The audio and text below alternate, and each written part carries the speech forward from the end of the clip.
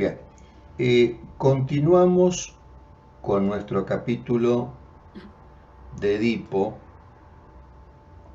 Vamos paso a paso, más bien con pasitos de bebé, porque en este capítulo, así como algo que ustedes habrán notado ya, los que hace tiempo que están leyendo este libro y para quienes se han acercado recientemente se les va a ser evidente, y es que hay algo típico en este libro Conversaciones, que consiste en que hay formulaciones extremadamente condensadas. Buen día Liliana y buen día Camila, ¿qué tal? Les decía, en este libro, ya con Marilena nos saludamos, en este libro hay una serie de formulaciones extremadamente condensadas, ustedes lo habrán notado, que no impiden la lectura. Esta es una particularidad que tiene el libro, ¿no? Porque aun cuando tiene esta forma concisa de transmisión, no detiene la lectura. Y bueno, y nos corresponde a nosotros ir desplegando de a poquito estas formulaciones para comprobar si las articulaciones que encontramos acá tienen alguna relevancia y utilidad para nuestra práctica clínica. No lo damos por supuesto de antemano, está sujeto a comprobación. Si a ustedes les resulta esclarecedor y se ajusta o se puede articular con problemas que ustedes encuentran en su propia práctica clínica. Pero creo que la transmisión que está contenida acá en Conversaciones, también en Ponerse en Juego, el segundo libro de esta trilogía y el último que editamos, que es dedicado al psicoanálisis, que tuvimos oportunidad de hacérselo llegar a Liliana y a Cali, en Colombia, y a Gladys también. Vamos a llevarlo a Mendoza, ahora en noviembre, ese libro. Ahí está, ya llegó a Mendoza, perdón, a Jimena. Llegó, Jimena tiene 3 libros. Bueno, ahí está muy contenta. Bien. Libros que contienen un enfoque, este, que tiene una coherencia. Y yo les decía que lo que está contenido aquí en Conversaciones propone un ejercicio que no es ajeno a nuestra labor, que es la de escuchar o jugar sin comprender. Eh, y una lectura de lo escuchado o de lo jugado, donde esa escena en la que estábamos escuchando y jugando sin comprender, recién ahí en la lectura queda ubicada como una escena lógicamente anterior, ¿no? Y en esa lectura que nosotros podamos hacer de lo jugado, de lo escuchado, alguna chance de inscribir algo de los objetos que estaban comprometidos cuando estábamos escuchando o jugando sin comprender. Entonces, si nos entregamos a esta manera de abordar la labor, tenemos que aceptar que la mayor parte del tiempo desconocemos, no sabemos de qué la estamos jugando, a qué estamos jugando, pero sin embargo no dejamos de prestarnos al juego, aún en esas condiciones. Y permítanme decirlo de esta manera, no está permitido pensarnos fuera de la escena, como meros espectadores o experimentadores. Y ustedes habrán notado que de hecho en una supervisión lo que solemos esclarecer, cuando es posible, no es tanto el cuadro de la consulta misma, que sí, por supuesto, podemos aportar elementos para orientarnos, sino más bien hacia donde nos orientamos es a tratar de esclarecer qué lugar en el cuadro está ocupando quien recibió la consulta. Entonces ahí es como, de algún modo, comprobar que quien recibió la consulta no está fuera del cuadro, está incluida en el cuadro. Eh, porque justamente cuando hay un pedido de supervisión, suele ocurrir que aparece una traba, un obstáculo, un problema, quizás motivado porque no está del todo esclarecido qué ubicación estamos teniendo en ese cuadro, ¿no? Y esto se traduce en una falta de avance en el tratamiento. O sea, se trate de la consulta por un adulto, por un niño, una niña, lo tengamos en cuenta o no, formamos parte del concepto de inconsciente. Ahí, quienes recibimos la consulta. Y eso supone habitar la mayor parte del tiempo para nosotros, para ustedes, el extravío, estar perdidos, la errancia, ¿no? Lo desconocido, lo cual está en correspondencia justamente con que quien atiende está ahí, lo sepa o no, en una ubicación objetal, ¿no? Prestando, se podría decir, el semblante a un objeto. Y en estas consideraciones que estamos compartiendo sobre la infancia, la ubicación objetal de quien ha recibido la consulta permite que el nene o la nena por el cual se ha consultado pase de ser un objeto utilizado para la satisfacción parental a que un objeto o un personaje que juega posibilite un encadenamiento simbólico, con el consiguiente alivio del nene o la nena que venían cargando con ese lugar de objeto de la satisfacción parental. Les cuento una anécdota clínica, ¿no? Sobre un nenito de 7 años sobre el cual me estuvieron comentando en una supervisión. Es un nenito a quien una colega venía atendiendo desde los 3 años, hijo único, en el momento que llega a la consulta. E inicialmente llega a la consulta por solicitud del jardín. Y el significante que sobresalía en ese pedido del jardín y que era repetido por las padres, el significante era intenso. Intenso. No respetaba las consignas, hacía la suya. No voy a contarles los detalles, solo algunas cuestiones que a mí me parecieron interesantes. Padres separados, la mamá farmacéutica, muy responsable y muy comprometida con su trabajo, con su labor, con su profesión, pero en materia afectiva, por lo que comentaba la colega, la mamá un poquito desconectada y sin saber cómo manejarse con el niño. El papá músico, integrante de un grupo musical que en su momento habían tenido sus 15 minutos de fama, puede pasar, su hit. Un personaje, este papá, hijo único también, taciturno, monocorde, de escasos recursos para manejarse con el chico. Alguien que aparecía en la imagen, según transmitía el analista, este papá, alguien que aparecía en la imagen como un impotente, un debilucho.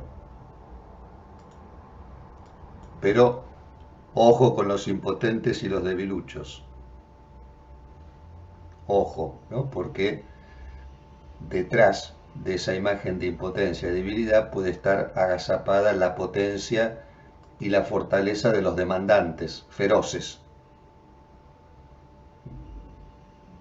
Se los advierto, tengan mucho cuidado con los que aparecen como impotentes y debiluchos. No se dejen engañar.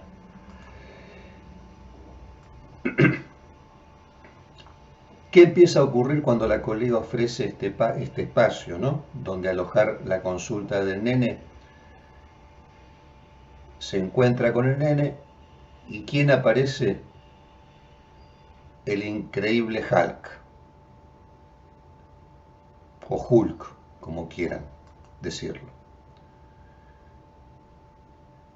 Justamente algo que se correspondía con el significante atribuido al niño, intenso, el increíble Hulk.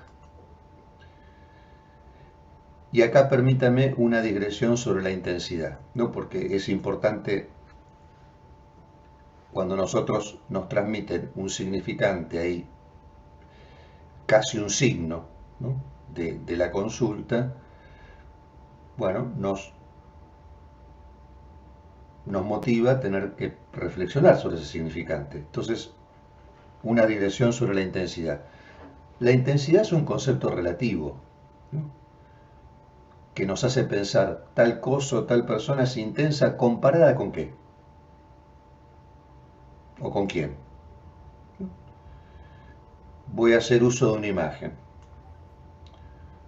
Supónganse que estamos en el caudal de un río y la central hidroeléctrica, ¿no? Una represa que se ha creado ahí para construir una central hidroeléctrica. Supongamos, bueno, acá hay varias colegas de Mendoza, supongamos el complejo hidroeléctrico Potrerillos,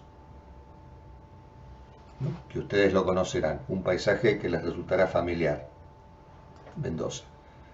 Después le preguntaremos a Liliana si tiene ahí por ahí también alguna central hidroeléctrica en la zona de Cali. Vamos a la central hidroeléctrica y supongamos que el encargado de la central hidroeléctrica que se ha construido ahí en plena corriente de un río caudaloso, ¿no? Nos empieza a contar lo que sucede en ese dispositivo, que es la central, del cual a él le toca ocuparse. Y de repente se pone a fantasear el encargado sobre la época en que el paisaje era un virgen, no se había construido la central hidroeléctrica, y se nos pone a hablar sobre las ondas de ese gran y caudaloso río que fluía en abundancia. Ahora bien, la central hidroeléctrica es un dispositivo que está en el principio de la acumulación de energía, en este caso la fuerza eléctrica, que luego puede distribuirse, ¿no? Y ponerse a disposición de los usuarios. O sea, la energía del agua que se acumula en la máquina tiene sobre todo y ante todo la relación más estrecha con la máquina. Ahora, el encargado contándonos casi bucólicamente sobre la energía que estaba en la corriente del río, eso no nos dice nada. Propiamente no quiere decir nada, porque la energía, en este caso, solamente empieza a interesarnos en cuanto se acumula. No en esa imagen mítica del río caudaloso que estaba con sus ondas. Solo empieza a interesarnos la energía cuando se acumula a partir del momento en que las máquinas entran en acción. Sí, lo que las, digamos, y lo que las anima, por supuesto, es una propulsión que viene de la corriente del río, pero creer que la corriente del río es el orden primitivo de la energía, confundir eso con una noción del orden del maná, eso no tiene que ver con la energía. Eso solamente se le puede ocurrir a alguien que delira, ¿no? Que está un poquito loco. Porque acá lo que es fundamental es el significante máquina, el significante represa, el significante dique, y recién ahora podemos en ese momento hablar de energía acumulada y de intensidad. Con lo cual, la energía es imposible desvincularla de ese significante que es la máquina, el embalse. Ahora, bien, ¿por qué les trae esta imagen? ¿Qué tiene que ver esto con la intensidad del pequeño e increíble Hulk? Que en la conceptualización que nosotros manejamos, la intensidad no está en la causa de las dificultades. Más bien la intensidad, visibilizada ya por el jardín, entendemos que es la respuesta a una demanda, esa intensidad. Por eso que ahí, cuando a veces hemos escuchado, este nene o esta nena es muy intensa, vamos a ofrecerle actividades para que descargue la energía, porque tiene que descargar la energía. En rigor, más bien ahí, nosotros en esta lectura que estamos haciendo, nos orientamos hacia el punto de que es una energía que hay que descargarla, sino más bien ubicar a qué demanda está respondiendo esa intensidad. Como dijimos, si el embalse, el dique, la central hidroeléctrica es una demanda, un significante que implica una demanda, desde ahí ubicamos algo relativo a la intensidad, desde la demanda. Es como si yo les dijera, si hay intensidad es porque hay un dique, mal o bien, probablemente más mal que bien, ya está en funcionamiento y desde ahí comienzan a escribirse las intensidades, sean cuales fueren ellas. Entonces, para la colega que recibe la consulta, bienvenido el increíble Hulk, porque eso permite algún tipo de deslizamiento. Ya no es la intensidad solamente, sino que es la intensidad con relación al increíble Hulk, que tiene toda una historia, además, ¿no? Digamos, por ejemplo, no todos los mortales están enterados del secreto de Hulk, solamente algunos íntimos. Por otra parte, Hulk no es solo Hulk, es también el Dr. Banner, ¿no? Con lo cual se abre otro abanico de posibilidades. O Hulk, cuando desencadena esta intensidad, es con relación a algo que lo enoja. Entonces ahí tenemos la respuesta a una demanda también. No es meramente la intensidad.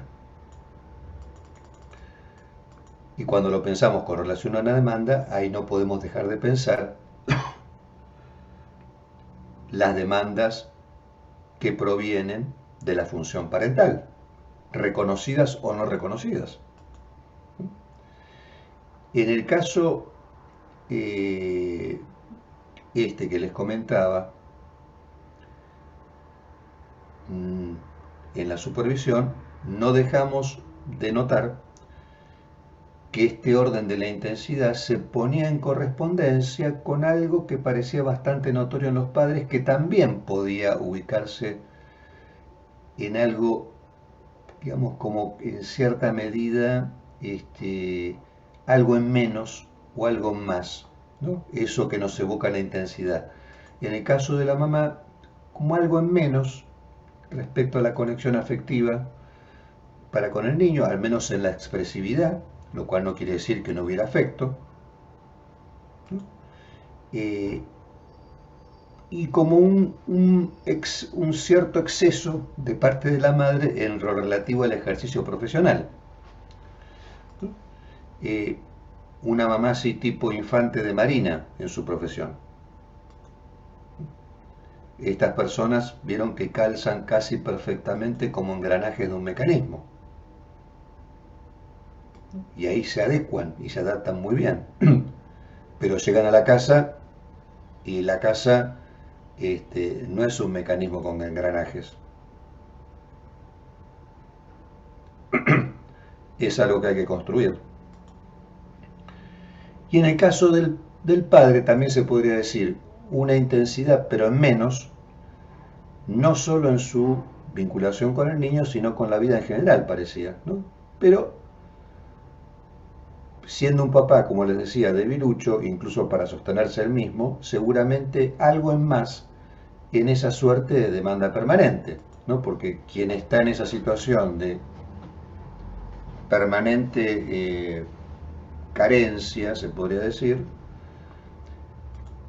no deja de ser alguien que presenta una demanda permanente. No voy a avanzar más sobre esto, solo quería enfatizar cómo la intensidad del pequeño Hulk puede pensarse como la respuesta a una demanda parental no reconocida por el padre y por la madre. puede tomar la forma de eso que hace falta para conmover a una madre inconmovible, el pequeño Hulk, o lo que hace falta para sostener a un padre tembloroso, también. En fin, hay algunos padres y madres peores que otros, lo sabemos, pero lo que es absolutamente evidente es que no hay buenos padres ni buenas madres. Eso nos lo tenemos que sacar de la cabeza, ¿no? Es así, forma parte de la función. Ese, podría decirse, esa imposibilidad, ¿no? Cierro el paréntesis de la viñeta, porque ahora lo que quería comentarles es que estamos visitando en la página 53 del capítulo 3, Edipo, y ahí aparece una mención ciertamente compleja que hace Fuckelman respecto de las marcas. Entonces me pareció oportuno comentarles, a modo de introducción, en qué contexto aparece este término marcas, si no en todas, en muchas de las intervenciones que había hecho Fuckelman a lo largo de su transmisión con respecto a las marcas. No nos salimos del pequeño Hulk por otra parte, ¿no? Porque de alguna manera ahí tenemos al pequeño Hulk seguramente encarnando una marca,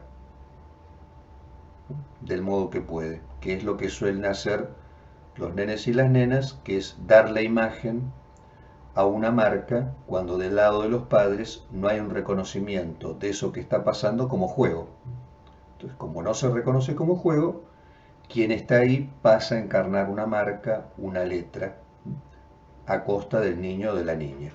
Hasta que nosotros, en el mejor de los casos, podemos tomar un relevo de eso y hacernos cargo de esa marca y con esa marca hacer algo. Bueno, les comento sobre algunas referencias que hace Fuckelman sobre la marca. Hay una muy particular, y ustedes saben que Fuckelman nos lleva de aquí para allá, por ahí no, de la literatura a la arquitectura, de la arquitectura a la filosofía, de la filosofía a la geometría, tiene ese estilo. Bueno, acá cuando él se refería a las marcas, hacía alusión a una novela llamada American Psycho, que se editó en los 90. Es una novela que yo leí en su momento, no se las recomiendo porque es atroz. O sea, es muy brava, muy. Se hizo una película después que se llamó Psicópata Americano.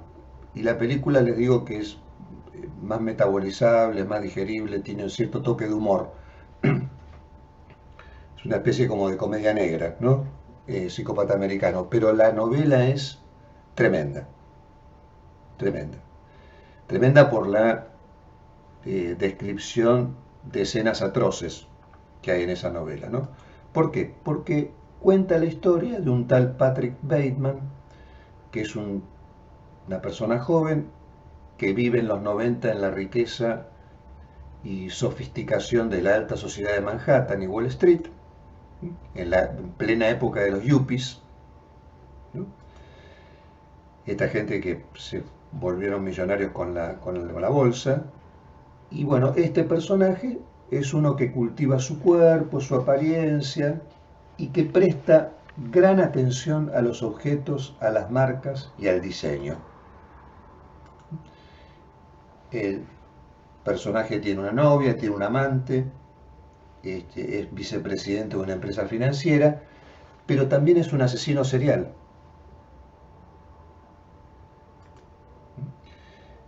Caníbal y practicante de sexo ultraviolento.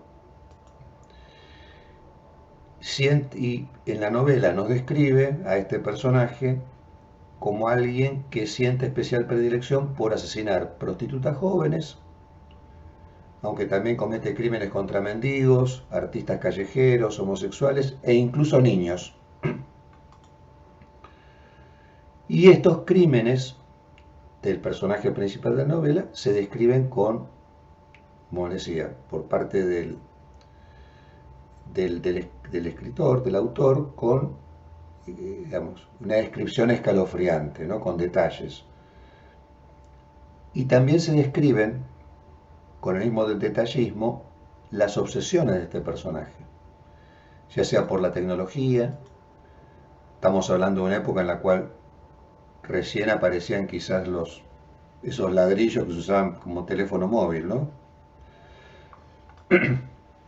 Tecnología, el vestuario, grupos musicales de moda de esa época.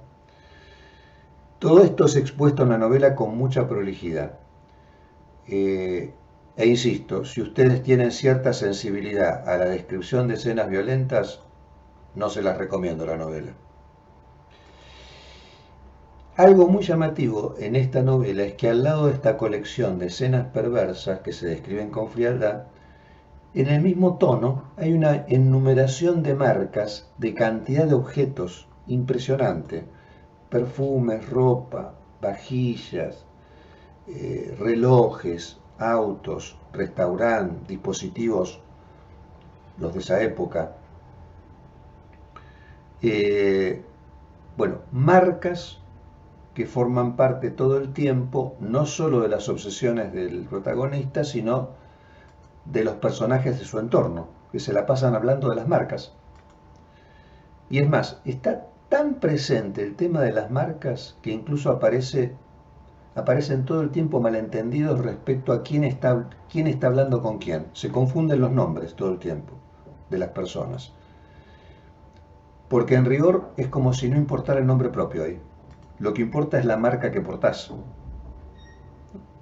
Si tenés tal reloj, si vas a tal restaurante, si portás tal traje, si estás utilizando la cartera, un maquillaje, tal o cual marca, como si eso pasara a tener una función fundamental de representación, ¿no? Y el nombre propio quedará en un segundo plano. No importa cómo te llamas, si sos fulano, incluso el que recibe el malentendido tampoco lo aclara, porque lo que importa es estar en ese circuito donde lo que representa a cada uno de esos personajes son las marcas. Y entre las marcas se hablan, ¿no? Dialogan. Más adelante van a encontrar esta mención a American Psycho en el libro, eh, pero lo que comentaba Fukman sobre esta novela es cómo hacía aparecer un retrato de la relación de las marcas, de las cosas, con las marcas en el cuerpo. Un sujeto o una serie de individuos, por un lado, portando marcas, o quizás mejor dicho aún, las marcas portándolos a ellos. Y en correspondencia, en los avatares de la novela, la sucesión de cuerpos destrozados, cuerpos marcados, pero en un sentido brutal. O sea, noten esta correspondencia que nos comenta Fuckelman. Individuos portados por las marcas, y por otra parte llama la atención que en esa misma novela aparecen las marcas en el cuerpo, pero en un sentido brutal, con cuerpos lacerados, cuerpos destrozados. Entonces lo que nos decía Fuckelman respecto de las marcas es cómo en esta modalidad perversa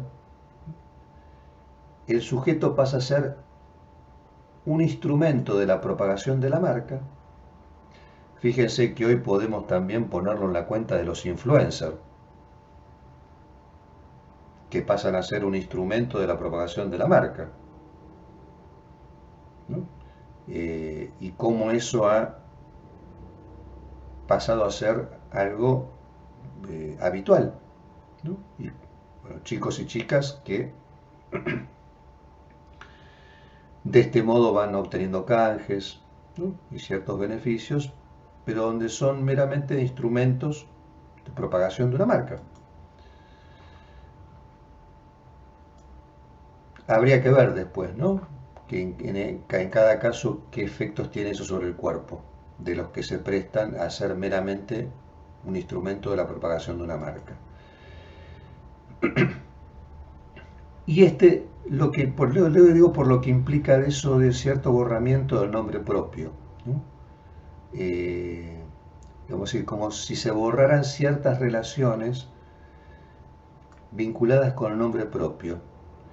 Y este borramiento del nombre propio, justamente Fuckelman lo hacía corresponder con la temática edípica. Porque en la neurosis clásica, desde el planteo freudiano, nos encontramos, como ustedes saben muy bien, con una problemática relativa al papá y a la mamá. Eso es lo clásico. Esta problemática puede tomar la forma de: este es mi papá, el papá que tengo, pero quizás no es el que deseo totalmente, aunque esta problemática de este es mi papá viniera dicha desde un síntoma, porque desde un síntoma puede señalarse también: este es mi papá. El síntoma indicando: este es papá.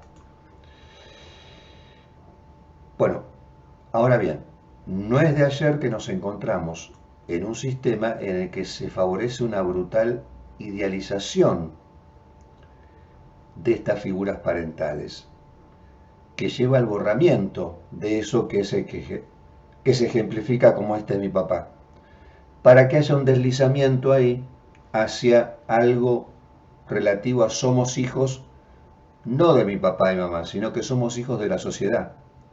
Ahí aparece la figura parental brutalmente idealizada, porque en ese camino, ¿no?, con las figuras parentales que se extienden a la sociedad o a las instituciones, ¿no?, lo que se pierde en ese camino son las características distintivas de mi papá y de mi mamá. Bueno, para nosotros mismos en nuestra práctica clínica, pero a colegas nuestros que trabajan en los juzgados de familia, es evidente cómo ha habido un crecimiento exponencial de las situaciones en las cuales se recurre a los juzgados para que diriman cuestiones familiares. Van al juez, que es el papá, va a ser el papá, pero un papá idealizado, pero donde se borran las características distintivas de cada familia. Con lo cual, lo que nosotros comprobamos es un aflojamiento de los lazos con el linaje. Y también la evidencia de que en los mayores va creciendo una imposibilidad para hacerse cargo de ese lugar designado por: este es mi papá o esta es mi mamá. Les cuento una anécdota reciente. Saben que estuve en Colombia, estuve en Medellín y en Barranquilla. En Barranquilla fuimos con una colega que está en el Instituto Colombiano de Bienestar Familiar a una fundación que se llama Sede Social, sede con C. Y ahí nos reunimos con asistentes sociales, psicólogos y nutricionistas que están encargados de hacer el seguimiento de niños, niñas y adolescentes que están en hogares sustitutos.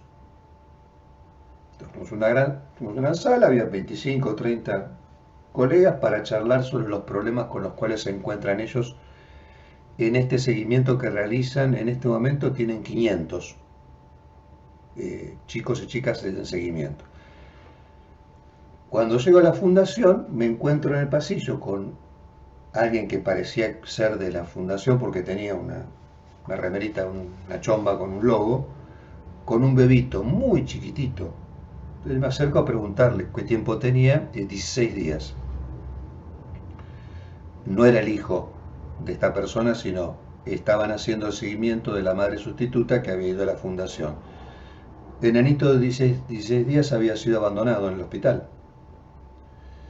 Y me comentaban que esto pasa muy frecuentemente, que los y las bebés son abandonados en el hospital.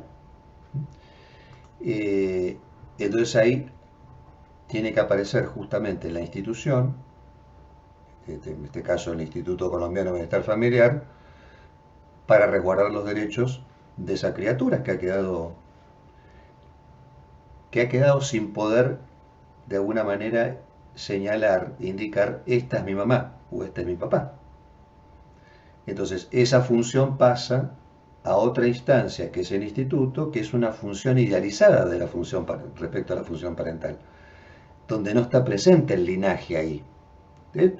Acá aparece lo que comenta Fuckerman, lo que se borra y lo que se empieza a anular es esa relación con el linaje, con la familia. Está bien, afortunadamente aparece el ICBF, se hace cargo, la fundación hace un seguimiento, aparece un hogar sustituto.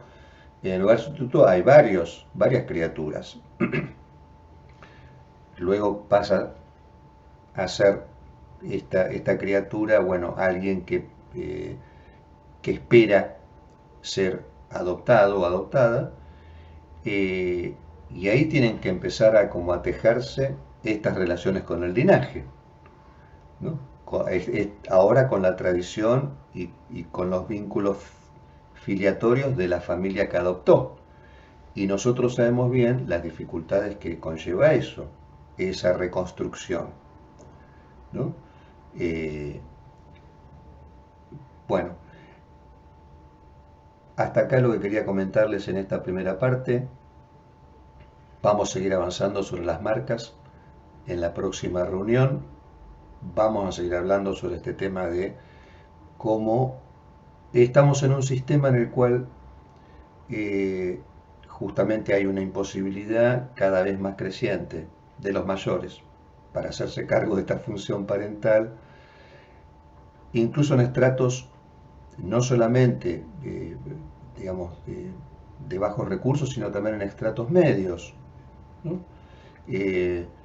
Donde efectivamente estamos en un momento de la historia en el cual, por las mismas exigencias que recaen sobre la familia, hay una problemática creciente respecto a cómo nos hacemos cargo de las criaturas, en qué condiciones y qué se puede transmitir allí.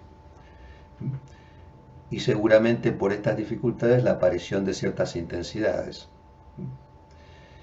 Bueno, hacemos una pausa de 5 o 10 minutos y regresamos, así nos entregamos a conversar y yo detengo la grabación por si ustedes tienen algún recorte o comentario clínico para hacer. ¿De acuerdo?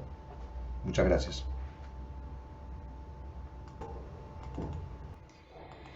Bien, agrego algo más que comentamos con las colegas en la segunda parte de la reunión, que quedaba pendiente de indicar sobre cómo este aflojamiento de los lazos con el linaje, en los cuales se constata que va creciendo una imposibilidad para hacerse cargo de ese lugar designado por este es mi papá o esta es mi mamá, cómo en ese aflojamiento de los lazos no está implicado que el Edipo desaparece, sino más bien que la situación edípica queda extendida a la sociedad. Y en esta expansión, la raigambre o posibilidad de anudamiento con ciertas imágenes que a su vez anudaran la procedencia familiar tienden a disolverse.